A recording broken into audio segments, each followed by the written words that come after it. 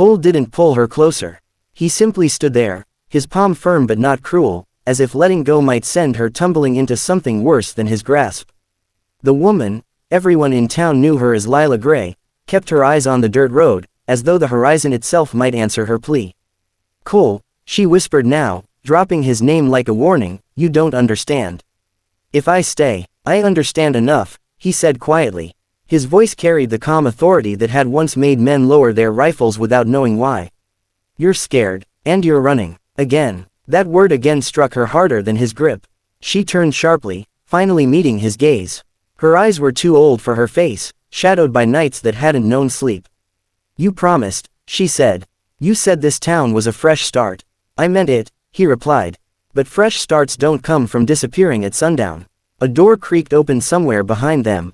Lila felt it immediately, the subtle shift in the air, the sense of being watched. Juniper Falls was small that way. Secrets didn't stay buried. They leaked through cracks in the floorboards and traveled faster than horseflesh. She tugged once more, weaker now. "They can't know, Cole. If they find out what I am, what I've done." He released her wrist at last, but instead of stepping away, he moved in front of her, blocking the road. "What you survived," he corrected. "What was done to you." Her breath hitched. That was the terrible part of secrets, they didn't care how you named them. They still owned you. A lantern flared to life across the street. Mrs. Halvorson's silhouette appeared in her window, unmistakably still. Lila's hands trembled as she folded them into her sleeves. "They already suspect," she murmured. "I see it in how they look at me. Like they're waiting for something ugly to crawl out of my shadow." Cole glanced toward the window, then back to her. "This town's seen ugly before," he said. "Outlaws. Liars. Men who wore badges and didn't deserve them." His jaw tightened. "They survived that too." She laughed softly, bitter. "You think they'll forgive a woman who lied about her name? About where she came from?" "They might," he said. "If they hear it from you. Not from whispers." Lila shook her head. "You don't know the whole truth." "I know enough to stand here," he replied. "And I know that if you leave tonight, whatever's chasing you will keep chasing.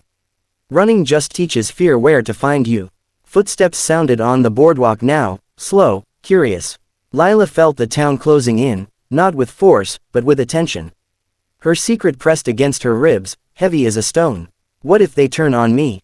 she asked. Cole held her gaze, steady as the mountains beyond the valley. "Then they'll have to go through me first."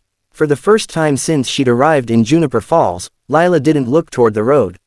She looked back at the town, and wondered which would be harder, staying, or finally telling the truth.